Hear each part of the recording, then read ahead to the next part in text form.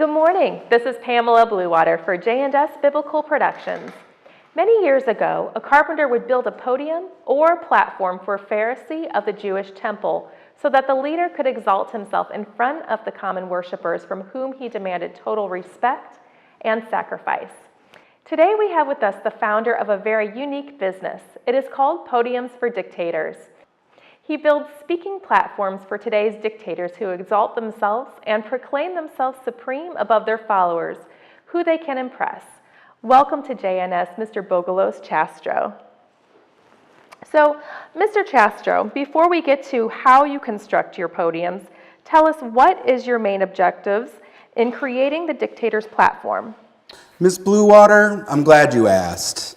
The important point is that you recognize the mega narcissistic personality of the person you're dealing with. I create a background in front of which he can speak to enlarge his physical being and make small the height of his subjects or audience. I'll show you some examples with the help of my slave girl, Arabesque. What if the dictator is small in stature like Napoleon, only 5 feet tall? Oh, I adorn him with impressive array of fake medals on his chest. This is my assistant, Leroy. Leroy, I think you need medals on both sides of your chest.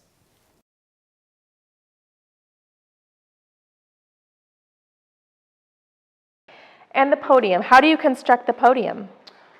I make 12 steps leading up to the raised platform, suggesting the 12 apostles of Jesus, and I make it very wide so that the dictator has to reach out and look very important. Then I put in an impressive background.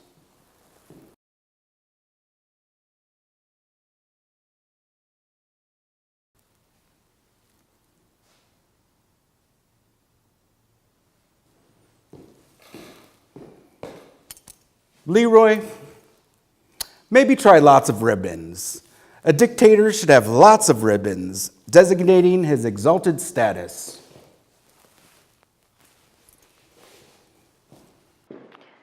Awesome. Did you forget anything? Yes, they like lots of microphones, and I have to create a pompous stance and salute.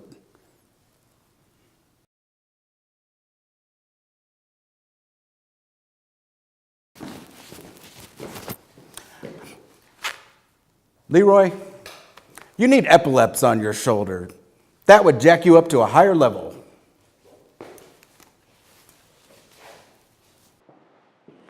That's awesome too. Yes, you must humble and reduce the subjected people, and at the same time exalt the dictator's narcissistic, inflamed personality.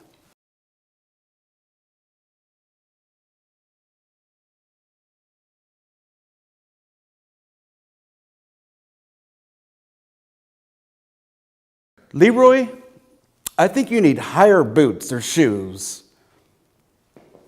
They'll make you look taller. Goodness, what purpose are you trying to achieve? Domination. Domination without remorse. Even a falcon on the shoulder might be added to incite fear from his subjects and then ride down the street on a camel flanked by armed female soldiers.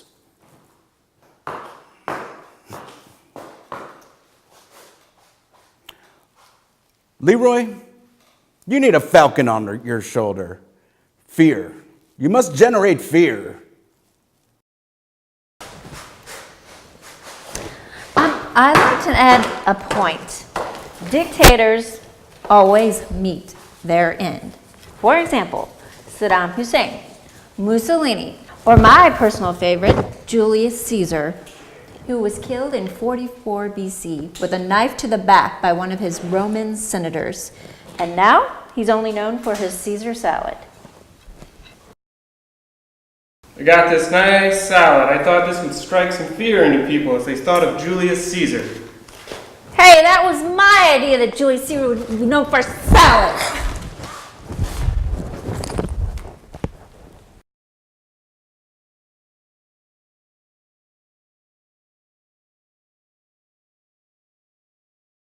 How you like that? Huh? Have a little Caesar. Leroy and Miss Arabesque, I don't know if it's true that the salad creates fear, but you're right that dictators don't die for their country as heroes. Mr. Chastro, thank you for making the parable of the Pharisee in Luke chapter 18, verses 10 to 14 come to life. Remember verse 14, the important point. For everyone who exalts himself shall be abased, and he that humbleth himself shall be exalted. Good luck with your specialty, Podiums for Dictators.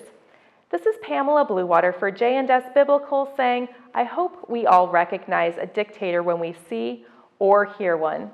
Let this be a lesson to them. Good morning. What are your thoughts on today's story? We'd like to know.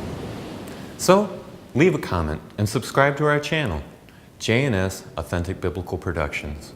Whether it's the Word of God through parables, true stories illustrating parables, or true stories in the life of Jesus Christ with commentary, you can see them all by subscribing to the most comprehensive collection of videos of biblical stories for you and your family. Have a blessed day.